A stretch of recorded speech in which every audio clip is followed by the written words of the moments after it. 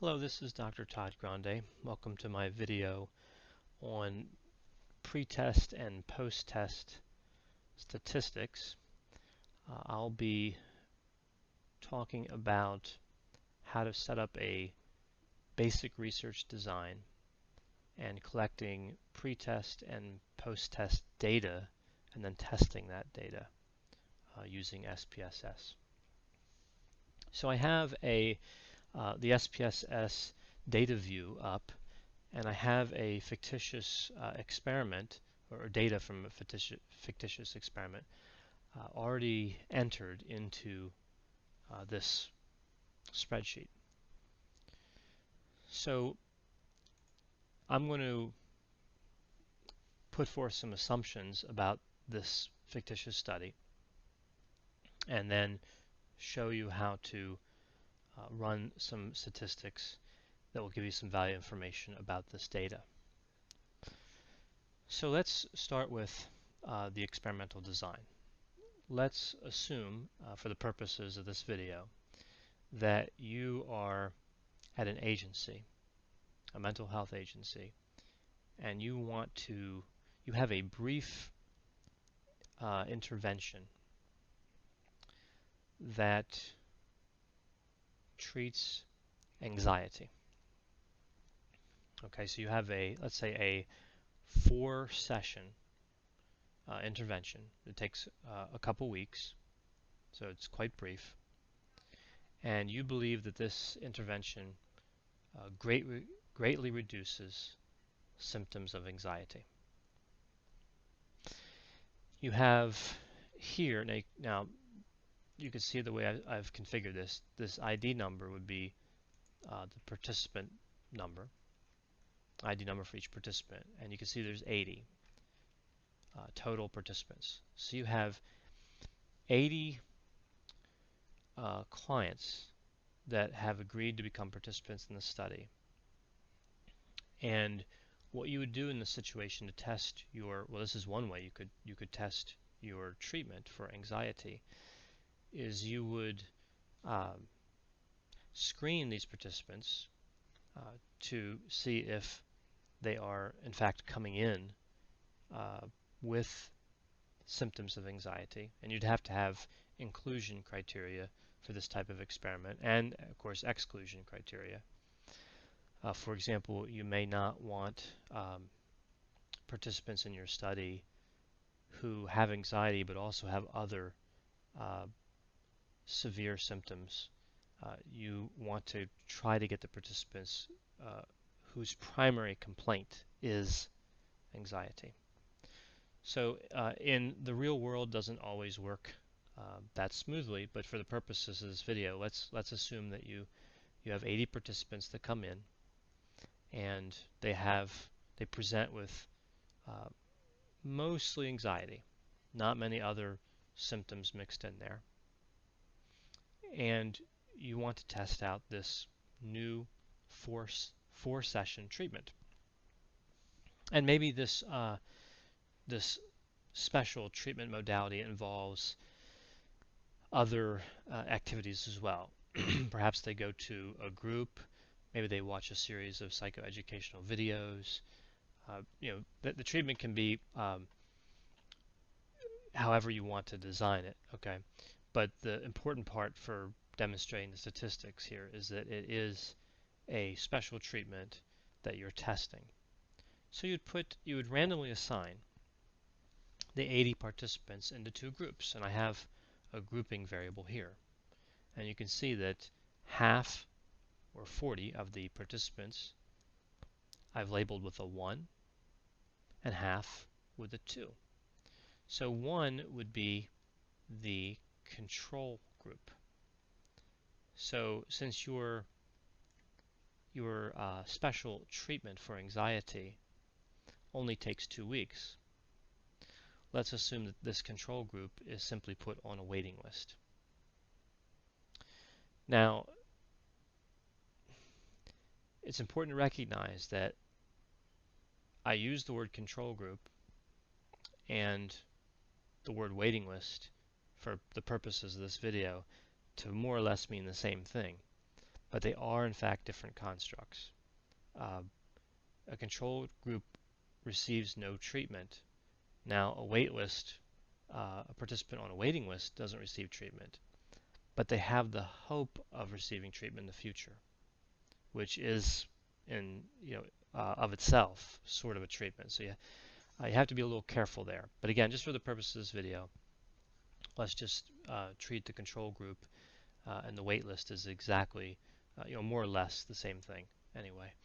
And you have 40 participants in that group, and you have 40 participants in the treatment group. Now these participants, the one labeled with the grouping variable, labeled the 2 in the grouping variable, they're going to receive your treatment for 2 weeks. Now you have a pretest score here. So when the participants come in, you are going to give them an assessment that measures their level of anxiety. Right? So this grouping variable is an independent variable. Okay, and this pretest category is a dependent variable. All right, it's an observed score. So I created these numbers. These are fictitious numbers that I entered into an Excel spreadsheet and then imported into SPSS.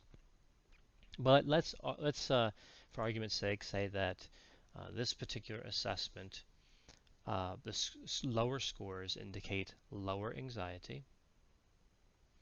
And let's say that any score in the 40s is fairly severe anxiety, and the 30s would be moderate, and let's say in the 20s would be low anxiety.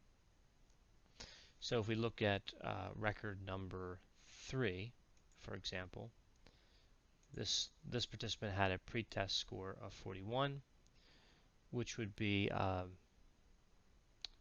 classified as severe anxiety, but be on the low end of severe anxiety.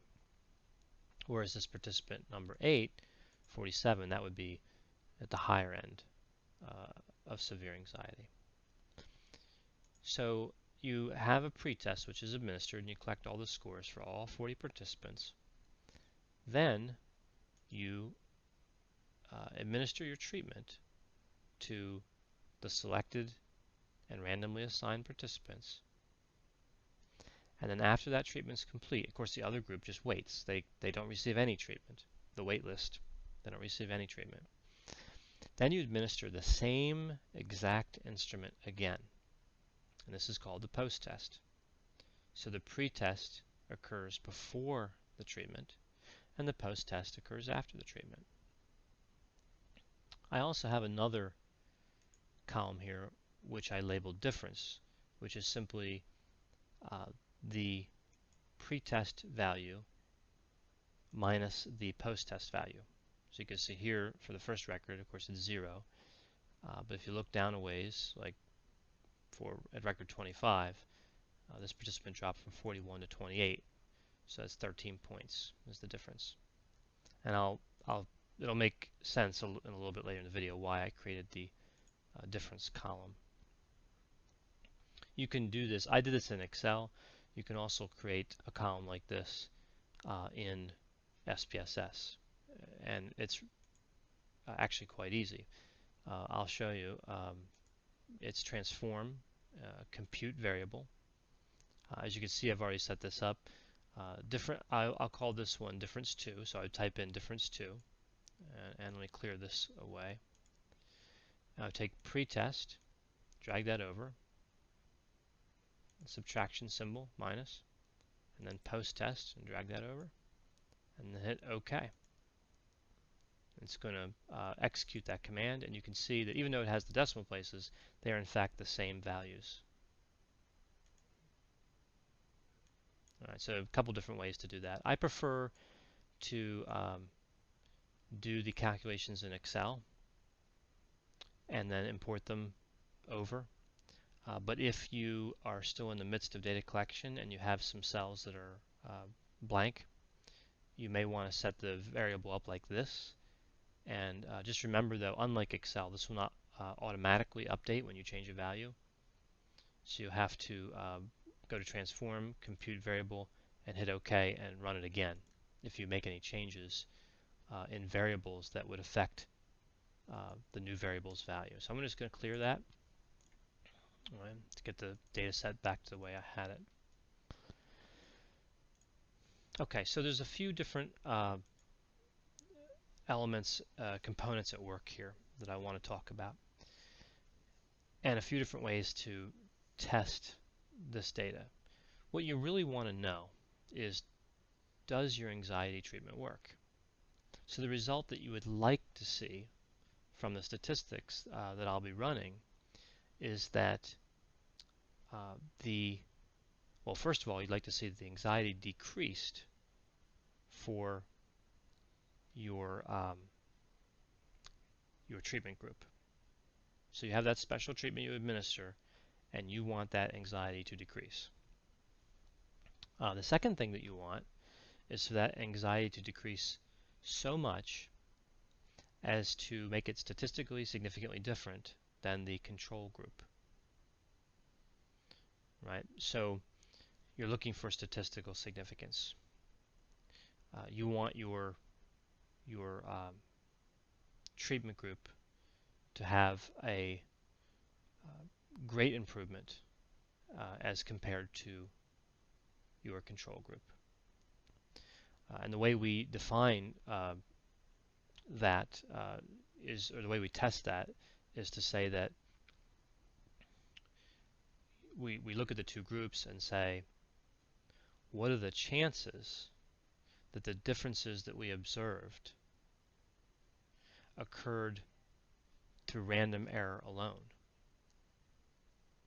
And if those chances are less than 5%, typically in the social sciences we use 5%, we say that has met statistical significance because there's a less than 5% chance that random error explained the difference, which means that your experimental treatment, in this case the treatment to help reduce anxiety,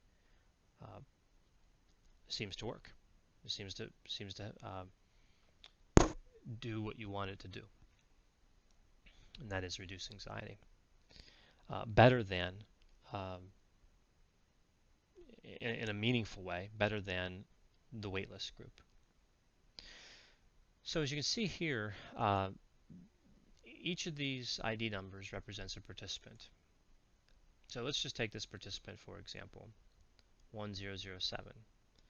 This participant had a score of 41 and then a score of 40 on the post-test, so an improvement of 1.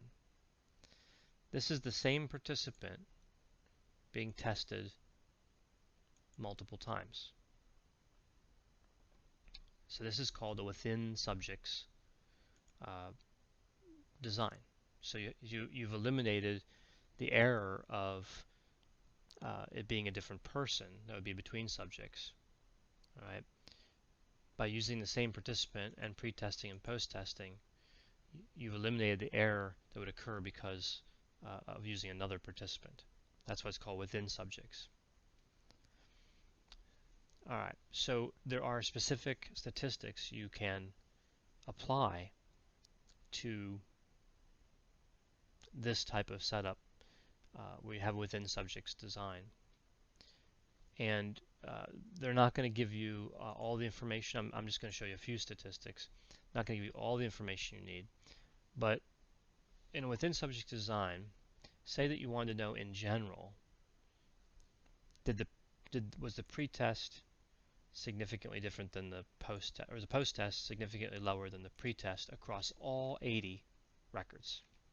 Okay, so there you'd want to use within subjects because you can do that because the way this is set up and the way it was recorded. So you would go to the Analyze menu selection and go to Compare Means, and you'd select Paired Samples T-Test. So paired samples is essentially within subjects, and independent samples is essentially between subjects. It's just a question of what language is used to describe the different elements in SPSS. So for within subject design, you'd want a paired samples t-test. So I'm going to clear out these variables I had here before and show you how to set up a paired samples t-test. You take pretest, put in variable 1, posttest, variable 2, and then OK. That's it. And this gives you some different information. Remember, this is across all 80 of the records. This doesn't compare the control group to the treatment group. Right, this just compares the pretest to the posttest. And you can see here that in the pretest, the mean value was 37, which would be moderate anxiety, a little on the high side of moderate, and posttest, which would be right around moderate, 34.5 roughly. The pretest and posttest variables are highly correlated, no surprise there.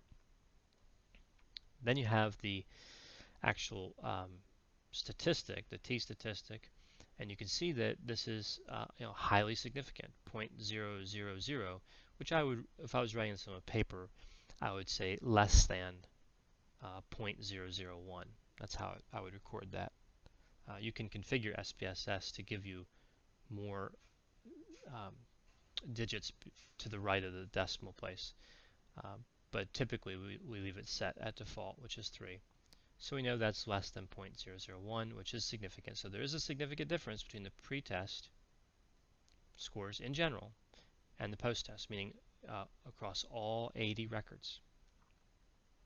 But this doesn't give you any information about specifically about whether your treatment group worked better. I mean, your treatment worked better than the waiting list. All right, moving back to this view, I'd like to run the analysis out of this view, although you can actually run it out of either view. So let's look at a one way to run a between subjects. Let's take a look at an ANOVA. Again, I'll clear this. So this is an ANOVA, and this is a way to see if there's a difference between the groups. And I mentioned earlier that it would become clear why I included the difference column, and this is why. Right, this is one way you can run the statistic. So you have difference, and that becomes, of course, your dependent variable. And then the fixed factor, again, they use the term fixed factor. You could also say grouping variable, which in this case I've labeled group. I'll move that over. There's also some other useful information that you can pull up through these buttons on the side. For example, I'll add a profile plot based on that group variable. There are different post hoc tests that can be run. That's beyond the scope of this video, but just wanted to show you. And there's options here. Now you can see I'm going to display the means for group. I'll have the homogeneity test display, descriptives, estimates of effect size, and observed power. Okay. And then once you've populated the variables and set these settings the way you want, you'd hit OK. And you can see it's analysis of variance here.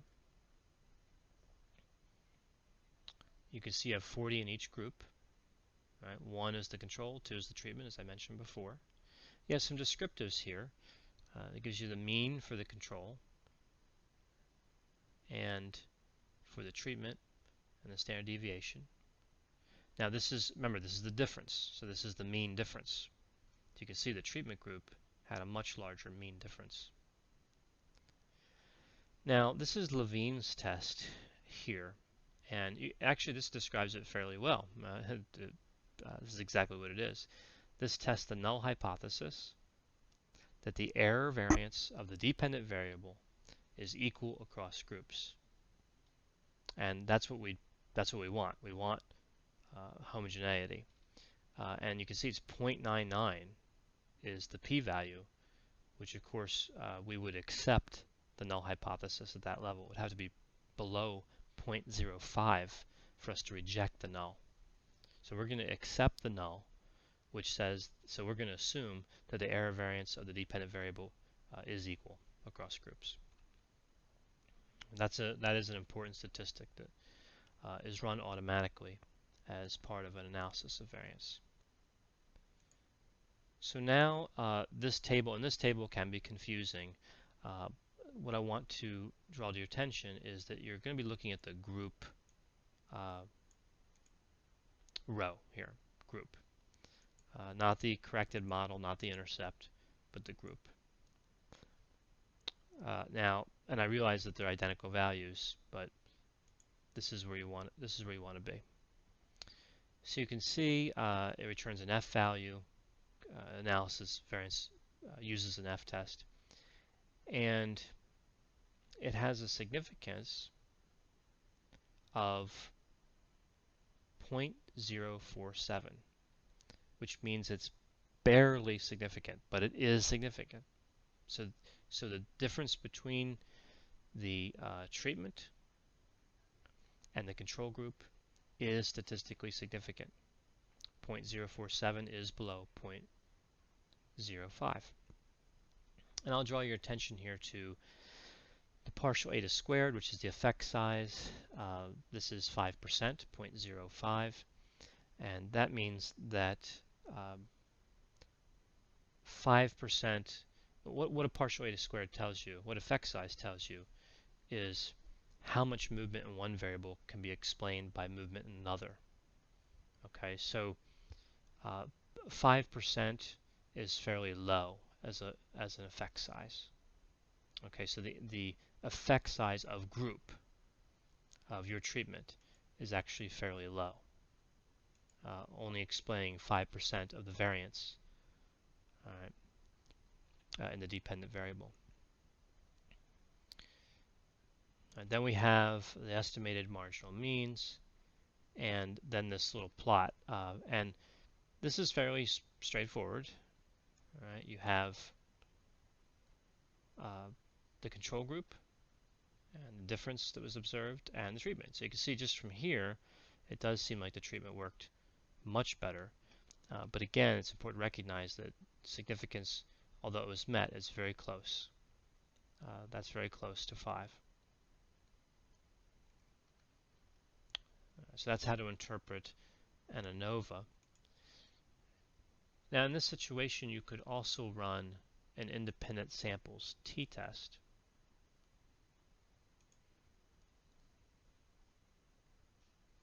And this is already configured, so I'll move this out.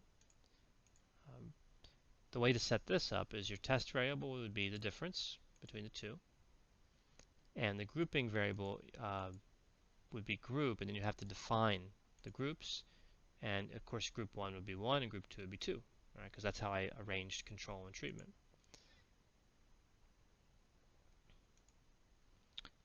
All right, and you hit OK, and it gives you less output, but you can still see the mean difference here, and the n, which is the sample size. Levine's test is the same there, and you can see that we would assume equal variances because Levine's.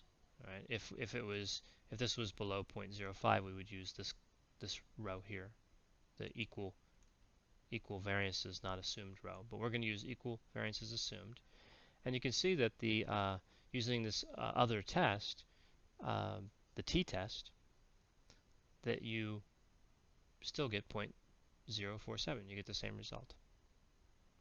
All right, so just two different ways to really accomplish the same goal.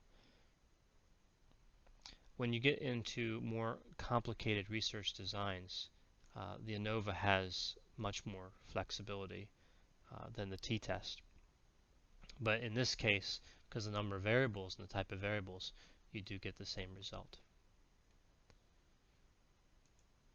So that is some information on how to design and record data for a simple experiment and how to run some statistics using that data to give you some meaningful results. I hope this video was helpful, and as always, if you have any questions, feel free to ask me and I'll be happy to help you. Thank you.